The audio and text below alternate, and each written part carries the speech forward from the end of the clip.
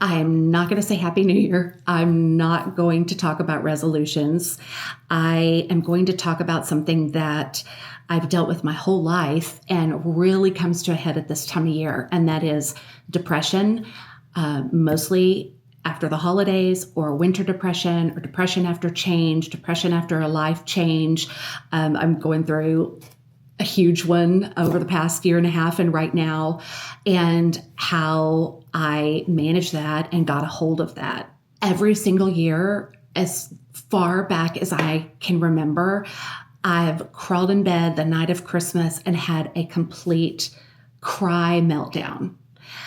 At first, my husband thought that it was because Christmas was terrible, or I was just really let down by something. And, when we're dealing with family and we're dealing with holidays and we're dealing with our own expectations, every year there was something that kind of fed into that. But the main reason that I do that, and I realized it this year, is because what I had to look forward to was over for at least another 9 months. All I had to look forward to was a Texas summer with July and August and 115 degrees. And I love the wintertime and I love Christmas. And it just dawned on me all of a sudden, I don't love Christmas Day. I love the lead up to Christmas, the anticipation, the fun, the videos, the food, the planning, the buying the gifts, the watching the videos on YouTube, gift guides, spending time with my grandkids, going to see Santa, all of those things I love. And when it's over, there's this huge letdown that there's nothing to look forward to for a while. And with somebody with depression, that is just not a good place to be. But this year it didn't happen. I crawled into bed with my husband, Brian, and I was chatting and talking, and we were watching something, and he said, "Do you realize you're not crying?" And I don't think it hit me. I don't think I realized it until he said something. And he said, "What's different? What's changed? You're not crying." And we've been married a long time, and he's been used to me doing that every single year. I'm sure he dreads it. So we had this long talk, and I talked to him about just a lot of the realizations that I've had. I do a lot of driving now to take care of my elderly parents, and I'm alone a lot now, where I used to be in a corporate environment and there was tons of people and tons of meetings. So I've had a lot of time to think. If what I'm saying really resonates with you, if you feel a connection to what I'm saying, then this video and this series is for you. I wrote down what I wanted to say, and it was just too much for one video. And if you have depression or if you have ADD, you know that too much information for this kind of brain is not good. So I didn't want to push that out to people because it's not going to help. So I'm breaking this into 4 different videos so you can watch it, take notes, digest, think about questions, and come back to video 2 ready, fresh, to take on new information. Although I've had depression my whole life, at least since, I can remember really knowing something was wrong at about 16. So I've had the clarity there that I had something that wasn't normal and I had to learn how to manage it. But over the past year and a half, 2 years, when I had to slow down and move into a different phase of life, it's become clear to me that my depression comes from lack of purpose, boredom, no structure, identity crisis, major change in life. And after a time like the holidays or a trip or something where you're just high on life and then everything stops. Depression loves quiet times when you're in your head and it festers there. Christmas night, when Brian and I were talking, I explained to him that I heard in a book this year, and I can't remember which book because I've listened to so many. It was a fiction book, actually. It wasn't even a self-help book, that in order to be happy, you need 3 things: something to wake up for, a purpose, somebody to love, and something to look forward to or anticipate.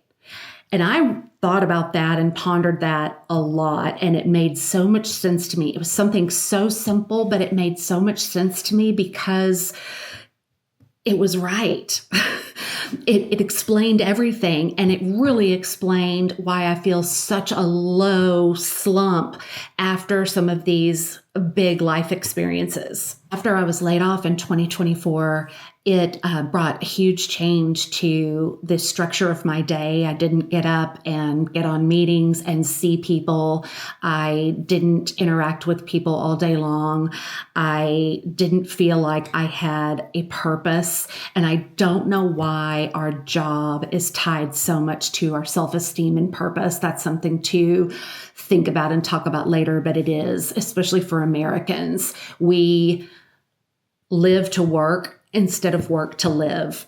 And that's a big problem and challenge, but that's what happens. I think that's why people have such a self-esteem blow after a layoff, is because their whole identity is built into their job.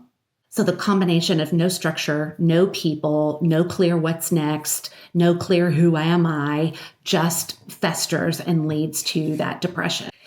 And I knew immediately that I had to fix this, that nobody was going to come and fix it for me. I was in this completely new chapter of my life, and I had to figure it out. Or I was going to spiral, and I was going to stay there, and it was going to impact the rest of my life. And I know that sounds very, very serious, but there's been people in my family that I've watched this happen to, and I didn't want to have that life. So I bucketed all of the things that I wanted to talk about into 4 different pillars and buckets that are going to be 4 different videos, so that you can watch a shorter video and take that information and figure out what you want to apply to yourself, what you want to leave behind, and weed out all the noise before the second video. So the 4 pillars are anticipation. That's creating those things that we need to look forward to. And it's not about the huge things. Trips are great. Holidays are great. But that's few and far between. And we've got to create those things to look forward to. How did I do it? How did I get support? And what do I do to make sure that it happens? You're going to walk away with practical, realistic things to apply to your life. The second pillar is structure. What do I do to create my own structure as somebody who isn't very structured? How do I do it? What's important? What's enough structure for me to make me feel healthy and whole? And what's enough freedom for me that's okay? How did I create the structure? How do I manage the structure? And how do I keep from sitting still with my thoughts all day long? The 4th pillar is connection to people, connection to the world. If you have depression and you're listening and this all resonates with you, you'll know what I'm about to say, that when you're the most depressed, you don't answer people, you don't text back, you don't take phone calls, you don't reach out, you don't leave the house, and you just become more and more reclusive. And that connection is more and more and more important. But when you go down that black hole, it's hard to get out of. So how do I create the connections now with the people who are important to me? My friends, my family, my grandkids, somebody in the store, talking to somebody in line, whatever it may be. I'm going to tell you how I do it and how I make sure that I have those moments on a regular basis. And the last pillar is protection. Paying attention to what I eat, paying attention to what I watch, paying attention to what I read, paying attention to who I surround myself with. All of those things fall into this protection bucket. I'll talk to you about how I realized what those were and how they impacted me negatively, but also how I fixed it. People with depression are much more susceptible to their negative environment than people who aren't. They can easily get sucked in, and especially if you're a depressed emoter like I am, you can get sucked into the world and really let it impact you.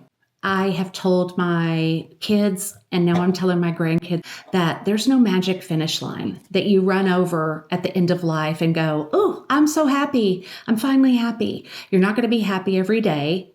You're going to have bad days, but it's all in how you manage it and how you cope and those coping skills that you learn in order to help you through life. No other person is going to make you happy. No job is going to make you happy. You have to make you happy. A person, a job, all of the newness there is going to wear off. That honeymoon phase is going to wear off, and you're right back to where you are. And if you don't have that happy foundation and the ability to cope and bring yourself out of it, then nobody else can do it for you. Depression is really learning how your brain works and giving it compassion instead of being really frustrated with it. If you feel like I'm talking to you or that this is exactly what goes on in your inner monologue, then the next few videos are for you and we can do this together. Part of this YouTube experience is all about connection. People want a real, true connection with somebody who is a real, true person going through real, true things and showing their real life, being honest and transparent. So if you want to see more, just subscribe and you'll know when those videos come out. I'm going to crank them out pretty quickly because this is really important to me. If you have any thoughts about something you want to see in any of those 4 pillars, just let me know below. I know a lot of us just chat and have a great conversation below. And if after we do all of these 4 videos, if you want a live and a chance to talk live, we can also do that because this is one of those topics that really, really needs people to come together and not push others away. Because that's what I've done my whole life, is push others away and retreat into my hole. And it's very damaging. And if you don't come out of it, it can be very, very serious. So let me know if there's something specific you want me to hit on. I might already have it in my notes, but I would love to add it in there for you if possible. And as always, if you're in a situation where you feel helpless and like there's no hope, please contact a professional. Please contact someone and get some help immediately right now. Nothing is so bad that it's not going to get better. I promise. I look forward to talking to you soon. Bye, y'all.